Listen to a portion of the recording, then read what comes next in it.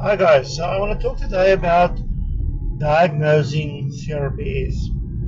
Diagnosing CRPS is a very difficult thing, and there's a lot of people that go for years undiagnosed. Some people, when they are diagnosed, even then the doctors are not always sure whether it is CRPS. A lot of times it is the last resort, the last thing that they think of after they've done a lot of tests, and all the tests has proven not to be lupus or SLE or MS or any of those things. When I was diagnosed I was one of the lucky ones. So I went in for operation. Initially it was to be a knee operation, and because I get very ill from anesthesia,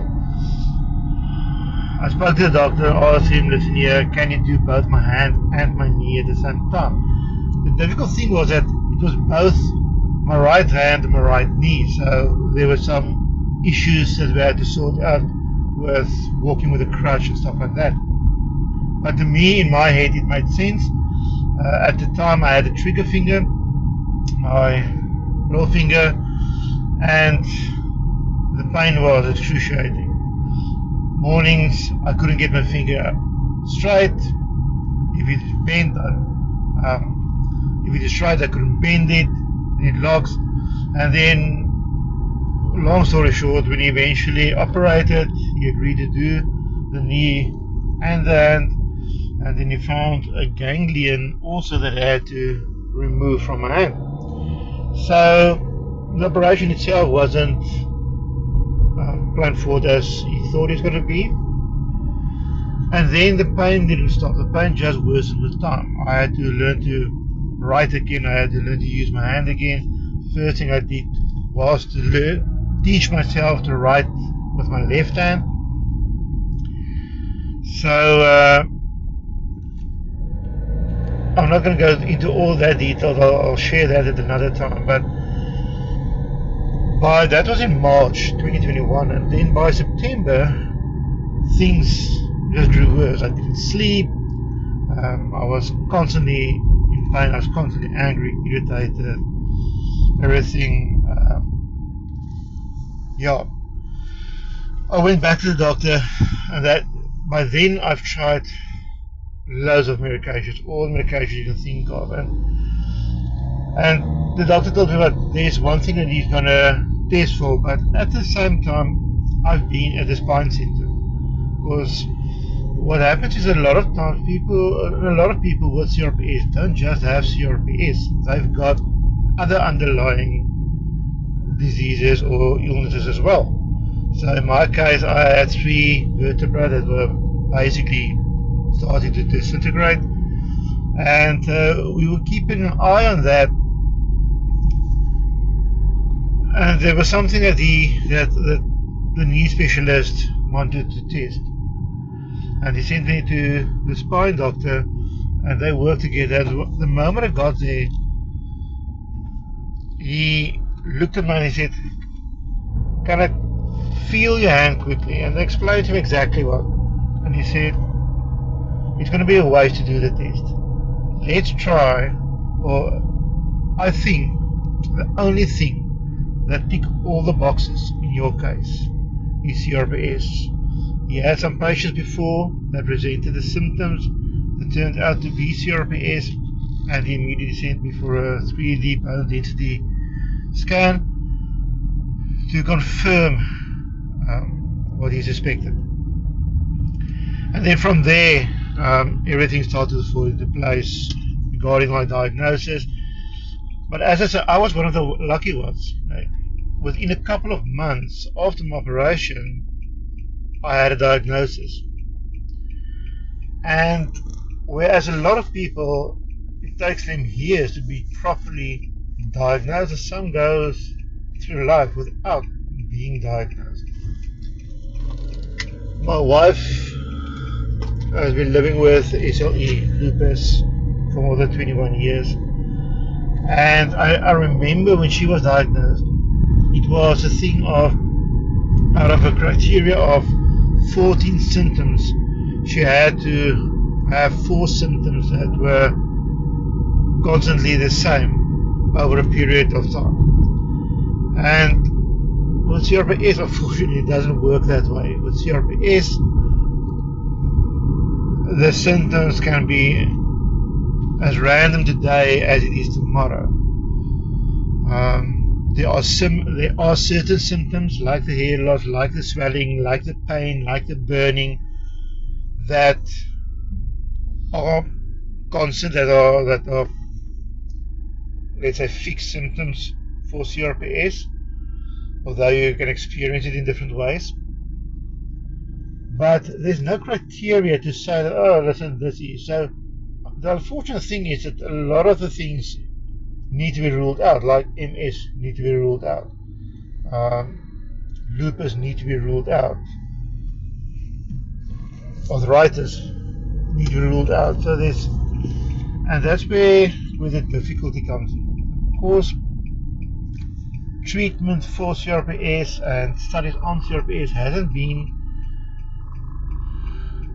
the focal point for so many years. That is where the difficulty comes in of first diagnosing it correctly and then also treating it. A lot of people get diagnosed by a neurosurgeon. Usually that is seems to be the go-to. In my case, I was diagnosed by a spine surgeon, and I'm glad that was the case. The major thing that made the difference was that he didn't come out and say, I know everything. He listened to me. He listened to the patient, and he went with what I told him, what I was experiencing, and from that he went towards a diagnosis. And once a diagnosis was made, he still didn't come and tell me, oh, listen here, no, this can't, and this must be this and this. No, every time I would go to him, we'd look at the hand as well, we would talk, and as much as I learned from him, he learned from me, learned from what I'm experiencing with CRPS. And my experience in a lot of ways were different from some of the other patients that he had that developed CRPS. I really got it in a very bad way. It needs to be a collaboration between the patient and the doctor. I have been gaslit before by a neurosurgeon, but I'm happy to say that I was blessed to find the right people, the right physiotherapist, the right doctor, and when I went for my neck operation 3 months ago, I knew that the doctor had my best interest at heart. He did everything possible to prevent the possibility of the CRPS spreading to my neck. Although I want you to understand today is that CRPS is not something that is diagnosed. You get a symptom today and tomorrow you are diagnosed with this and this and this. There is not one test for CRPS. It's not like going to the doctor, having blood drawn, seeing, okay, my sugar levels are too high or too low, so I've got diabetes, or I've got low blood sugar or high blood sugar, or high blood pressure, or whatever the case might be. It is not as simple as that. There isn't one test that you can take to say, oh, this is CRPS. And that is one of the reasons why the name CRPS is complex regional pain syndrome, because it's complex. There's nothing simple about it. There's nothing that, as I say, there's no one test. There's no one size fits all. Symptoms that I have, my fellow warrior may not have. He may have other symptoms. Please pray for our doctors and our medical staff. It is not easy for them. I can understand when it becomes hard for them to believe that something like CRPS exists. I can understand to a point when they refuse to look at that as an option because it is so complex, because it is something that is very difficult to diagnose. Please pray for them, pray for the medical staff, pray for wisdom, pray for the researchers. They need your support as much as we do. Without us, they can't do the research and find the cure. Without them, we can't get better and get the treatment that we need. Thanks, guys. Take care. Chat to you soon.